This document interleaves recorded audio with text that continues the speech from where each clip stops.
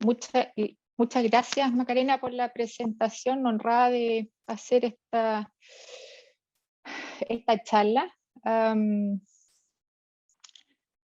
Bueno, primero que nada, sin conflicto de interés.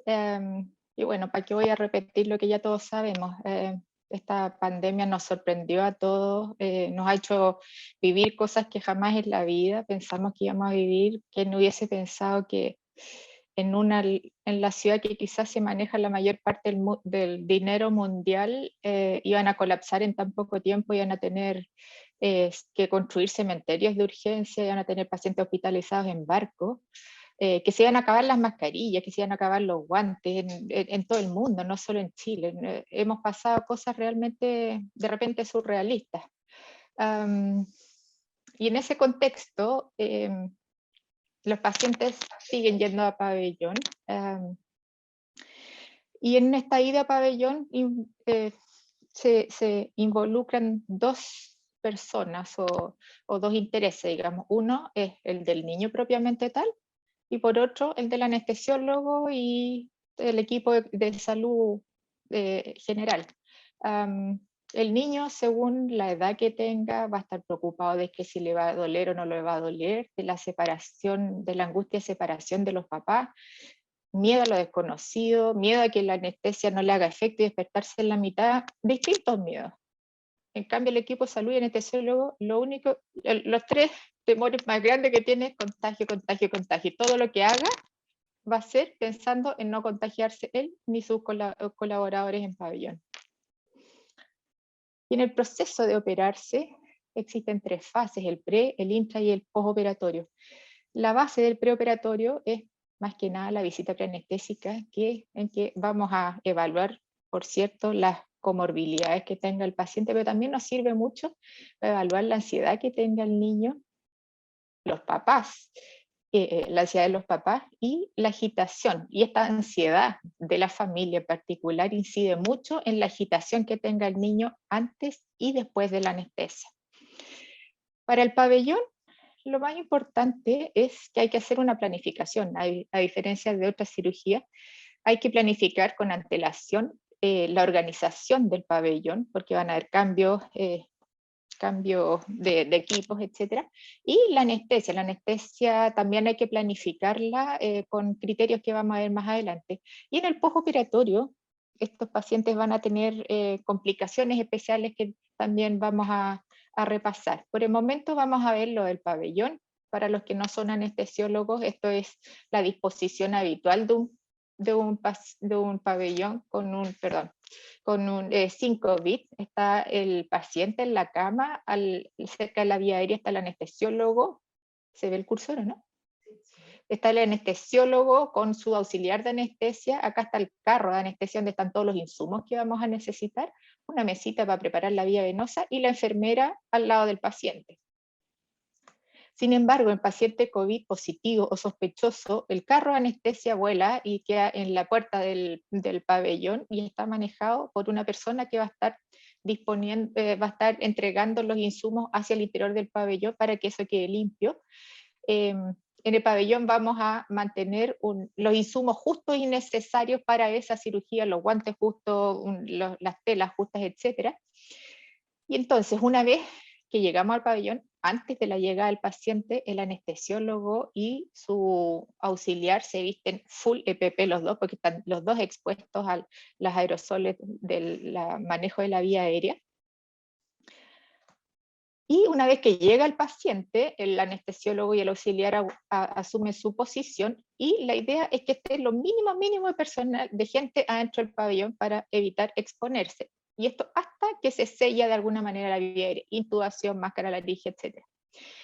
Entonces, y aparece otro concepto acá, este cuadradito amarillo, que representa un basurero especial que tiene que estar muy rotulado y muy identificado, que es para eliminar las cosas que han estado expuestas a secreciones aéreas del paciente. Puede ser el termómetro, el tubo endotraqueal, etc. Y una vez, hasta que se intuba al paciente, los cirujanos y la enfermera se mantienen afuera. Esto es una grabación real. Ahí está el carro de anestesia en la puerta del pabellón y están los auxiliares que están a cargo de ¿cómo se llama?, proveer al pabellón. Esta es otra grabación del pabellón, una grabación real de un paciente COVID que hubo el fin de semana en la clínica. La verdad es que para nosotros es bien incómodo el pabellón COVID, porque como ven ustedes, está todo cubierto por plásticos, todos los equipos cubiertos por plásticos, que dificulta harto el seteo de los parámetros con las perillas, las pantallas touch no lo reconocen bien, se cuesta ver con el reflejo, cuesta ver los números, etcétera. Sí, y aparte de todas las EPP y el calor que genera. No es un pabellón cómodo para nosotros.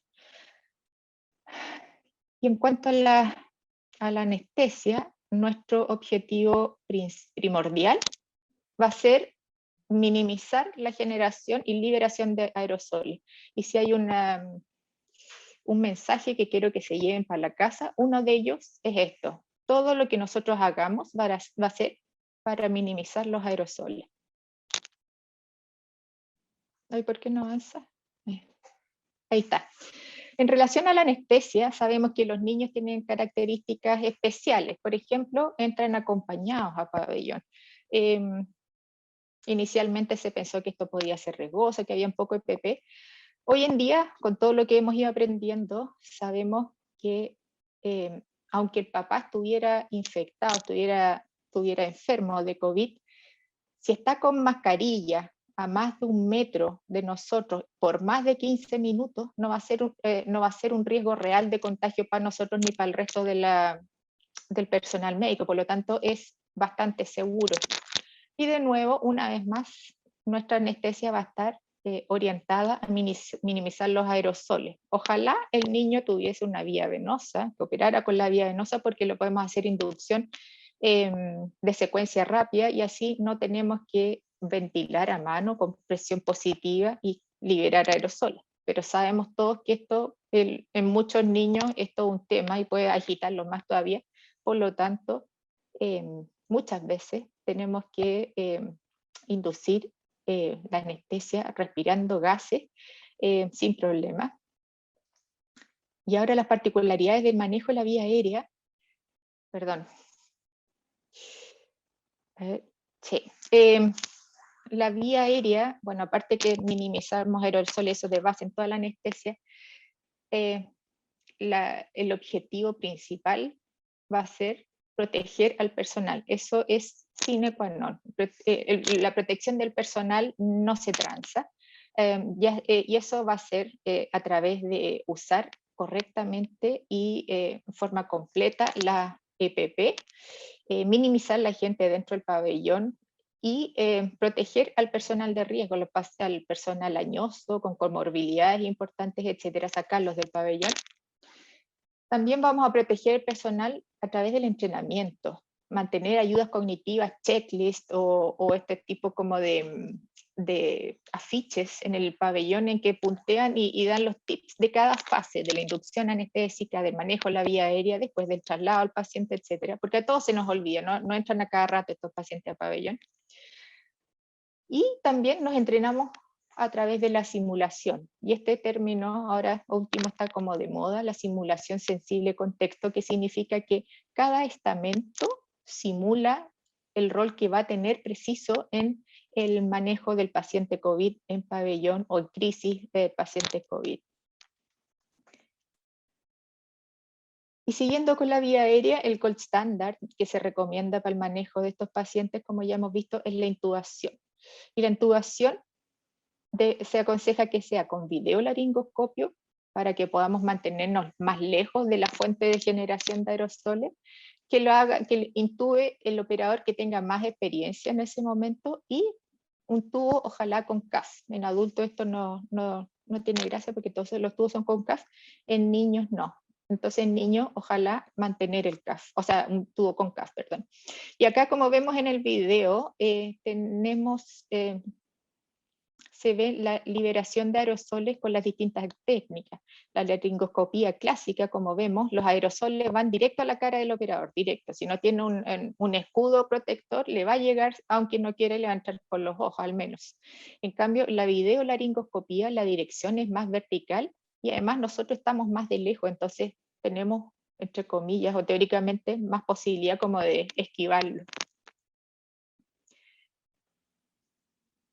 Y bueno, ya harto se ha hablado de la protección contra aerosoles, las cajas que después cayeron en descrédito, etcétera, los plásticos que también como que hacen todo más engorroso, y este es un sistema que está publicado como case report, básicamente, pero que yo lo encuentro muy bueno por lo barato, lo sencillo, y está ampliamente disponible en cualquier pabellón, que es una aspiración. Entonces, la gracia sería que al acercar la aspiración, a cualquier aspiración, a la comisura del paciente se arrastran todos los aerosoles, y no, esto sería particularmente bueno, por ejemplo, en las laringoscopías que se prevén difíciles o largas. Anulamos los aerosoles con ese simple gesto que puede estar la pabellonera incluso sujetándolo. Y otra característica de los niños, a diferencia de los adultos, es que tienen la nunca mal ponderada agitación del despertar. Se da más o menos en 30% de los niños. Y hay distintas maneras como de prevenirlo o de tratarlo una vez que ya se instaló. Se han reportado muchos medicamentos que están con carita fea, son los que ya está demostrado que no hacen nada, y a pesar de lo que nosotros creemos, las benzodiazepinas no tienen rol en la agitación del despertar, y los opioides tampoco. Y todo el resto de los medicamentos que aparecen aquí sí tienen rol, sí la previenen, tienen rol en prevenir y tratar. Y dentro de todos estos medicamentos, por lejos, los que tienen más evidencia, más sólida evidencia, los que están más disponibles en pabellón y para niños, son los agonistas alfa-2, como la dexmedetomidina y la clonidina, y el propofol.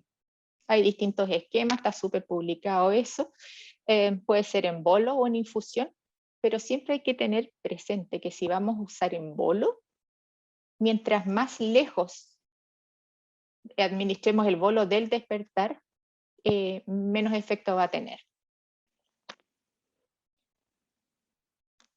Y siguiendo con el